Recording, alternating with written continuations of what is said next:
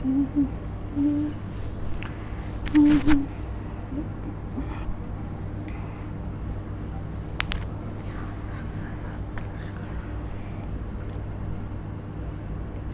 dear students of class 10th, welcome to geography class. I hope all of you are doing well.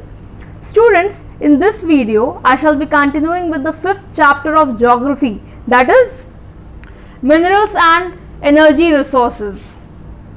Students, in the previous video I explained you about the types of mining, some facts related to mining, and then the distribution of minerals.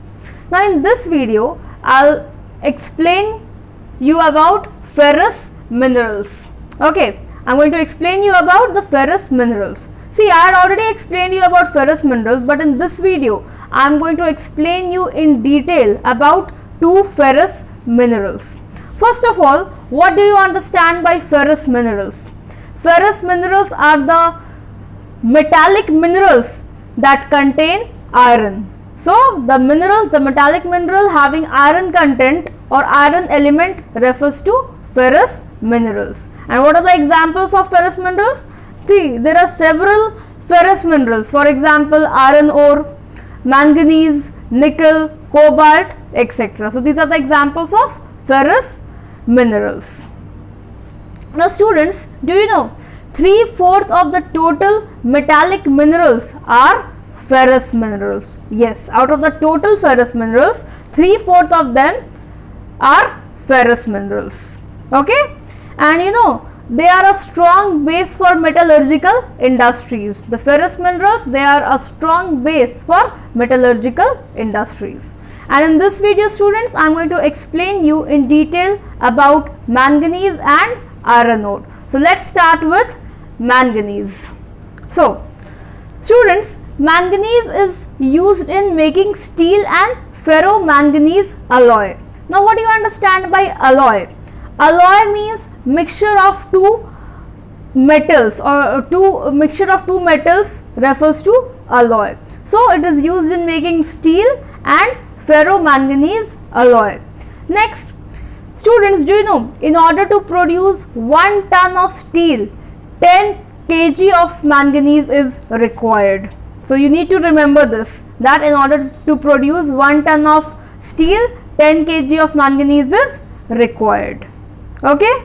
Next, do you know students, manganese is used in manufacturing bleaching powder, insecticides and paint. So this is the you can say characteristics, these are the characteristics of manganese, that where manganese is used. So it is used in manufacturing bleaching powder, insecticides and paints. And if I talk about the largest producer, then let me tell you that Odisha is the largest producer of manganese in our country. Okay, where is Odisha? As you can see the map of India, here Odisha is there. So this is the largest producer of manganese. Students, you need to know, you have to locate places. So you need to know the map work. So please keep in mind regarding the places, that where or which state or which region is having which mineral. Okay, so I hope the points related to manganese is clear to everybody. Now students, I'll explain you about the next ferrous mineral, that is iron ore.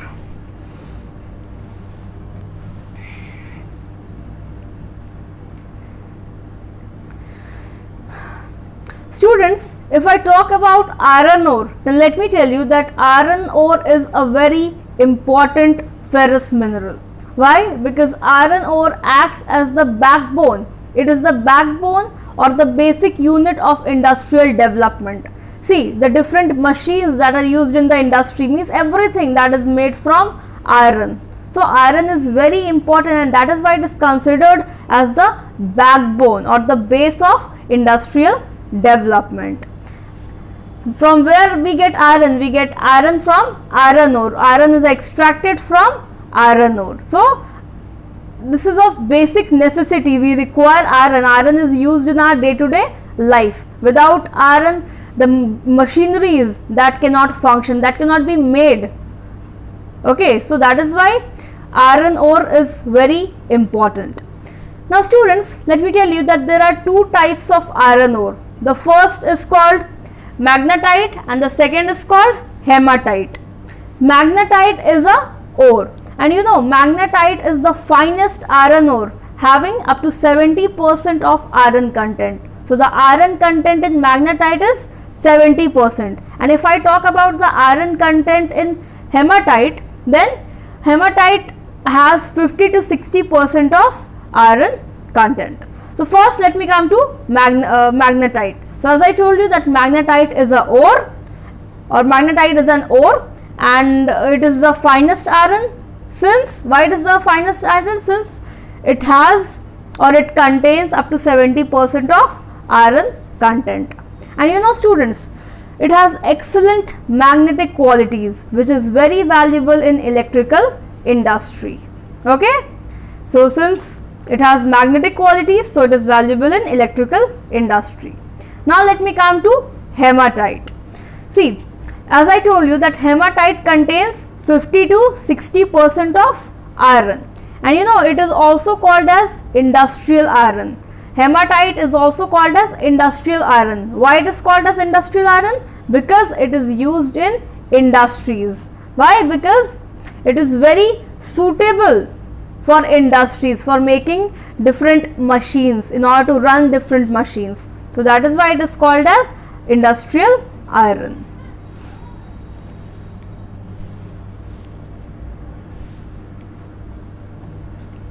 So students, I feel that the points related to iron ore and manganese are clear to everybody. Now students, I'll explain you the major iron belts, that where the iron ore is found in our country. So I am going to explain you major 4 iron belts in our country, as you can see the list. So the first one is Odisha Jharkhand belt, the second one is Durg Bastar Chandrapur belt, the third one is Ballari Chitradurg Chikmagaluru Tumakuru belt, and the fourth one is Maharashtra Goa belt. So it is quite tongue twisting, but you need to remember this. So first let's start with the first one, that is Odisha Jharkhand belt. So we are going to talk about the belts, about the regions, about the places where iron ore is found in Odisha and in Jharkhand. So let's start with Odisha. See, in Odisha Jharkhand belt, hematite ore is found, and where it is found? It is found in Badam Pahad mines in the Mayurbhanj and Kendujhar districts in Odisha. So these are the districts, and in these districts Badam Pahad mines are there. So in Badam Pahad mines, hematite ore is found in Odisha. And if I talk about Jharkhand, then hematite ore is found in Gua and Namundi district of Jharkhand. Okay, and you know the iron ore that is found in these places, they are exported also. Now how they are exported? They are exported with the help of port in Odisha, and the name of that port is Paradweep port. So the iron ore in these area, they are exported with the help of Paradweep port in Odisha.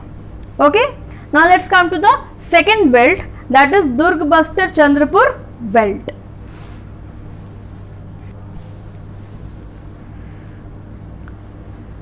Students, in Durg Bastar Chandrapur belt, hematite ore is found. That means here also hematite ore is found. And where it is found? It is found in Baladila range hills in the Bastar district of Chhattisgarh. Now Baladila, you know how this name came? Baladila.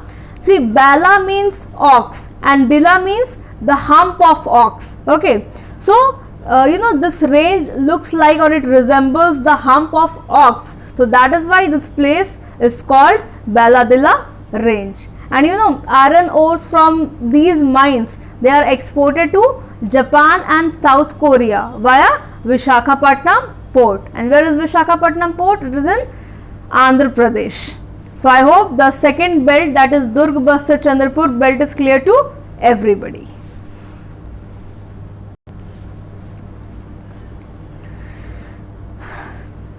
Now students, let's come to the third belt, that is Ballari Chitradurg Chikmagaluru Tumakuru belt.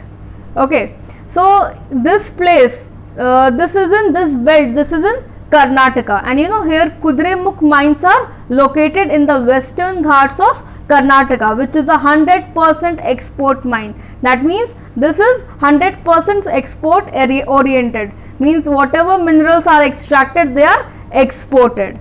And you know Kudremukh deposits, they are known to be one of the largest in the world. Now what is the meaning of Kudremukh? See, Kudre, where is Kudre? It is in Karnataka, and the local language of Karnataka is Kannada. So Kudre in Kannada means horse and Mukh means face. So it means the face of a horse. So Kudre, so the mountain, so there the mountain range resembles the face of a horse. So it is called as, or so the name is given as Kudremukh mines, because that place, that mine, it resembles the face of a horse. So that is why the mine is called as Kudremukh mines. Okay, and you know students, as I told you that this is 100% export oriented. So the iron ore here, they are exported via Mangaluru port through pipeline as slurry. Now what do you mean by slurry? Slurry means semi-liquid material. So they are exported as slurry through pipeline. So I hope the third belt is clear to everyone. Now let's move to the last belt, that is Maharashtra Goa belt. हाँ चुप.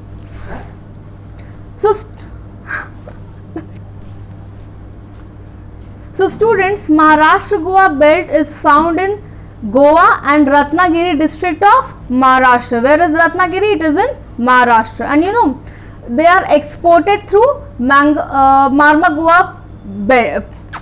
And the iron ores, the iron ore that is extracted in these belts, they are exported through Marmagua port. And you know the ores found here are not of very high quality. So the ores of Maharashtra Goa belt are not of very high quality. So I hope the 4 major belts where iron ore is found is clear to everybody. Now students, we will move to non-ferrous minerals. I explained you about ferrous minerals. Now we will be moving to non-ferrous minerals in detail. So students, let's start with non-ferrous minerals. Now what do you understand by non-ferrous minerals?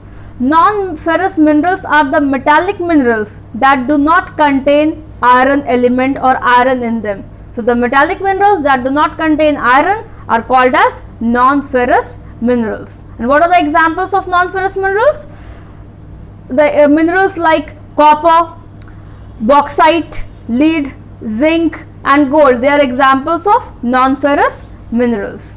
Students, let me tell you that we do not have sufficient non-ferrous minerals in our country.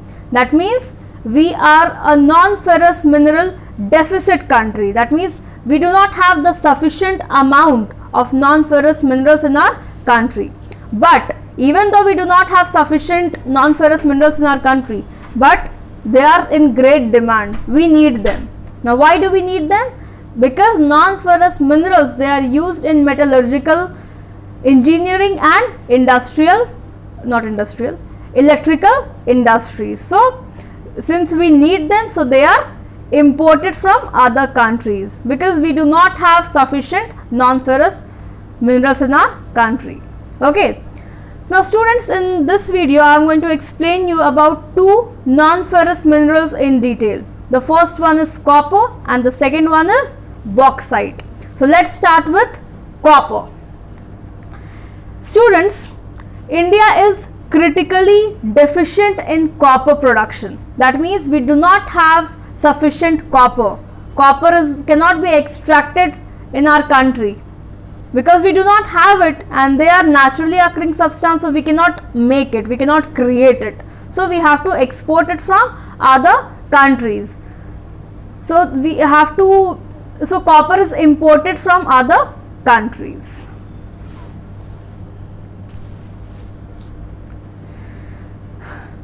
Now students, as I told you that India is a copper deficit country, So why do we need it? Why it is so much in demand? Why it is demanded in our country? Students, copper is in great demand because of its characteristics. It has great characteristics. First characteristic is it is malleable. Now what do you understand by malleable? Malleable means it can be very easily converted into thin sheets, as you can see the sheets of copper. So copper can be converted into thin sheets without cracks. That means it is ductile in nature.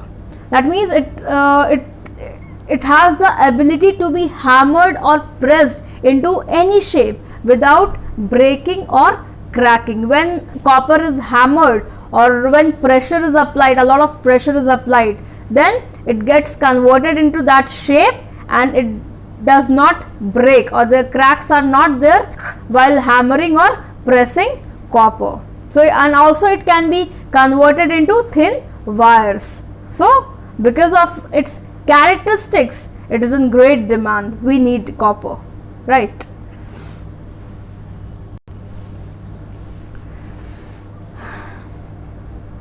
Also students, copper is a good conductor of heat and electricity, due to which it is highly in demand in electronic and chemical industries. Okay, so because of the characteristics of copper, it is in great demand, and that is why it is imported, right? Now students, it's not that we do not have any copper. Copper is also there in our country. So there are mines from where copper can be extracted, but not to that extent or amount like the other minerals are extracted. For example, if I talk about the Balaghat mines in Madhya Pradesh, Singhbhum district of Jharkhand and Khetri mines of Rajasthan, then they are the producers of copper, and the leading producer of copper is the Balaghat mines in MP, in Madhya Pradesh. So the Balaghat mines in Madhya Pradesh is the leading producer of copper, and especially where is Balaghat mines? It is in southern Madhya Pradesh. And one more thing, let me tell you that 52% of the total copper is produced in Balaghat mines out of the total copper production in our country. So that is why Balaghat mines is called as the largest producer of copper in our country. So I hope that all the points related to copper is clear to everybody. I hope you understood that why copper is so important, why it is in great demand. Even though we do not have copper to that extent, but still it is in great demand. So students, I hope all the points are clear, and about bauxite I will explain you in the next video. Till then, thank you so much and be safe.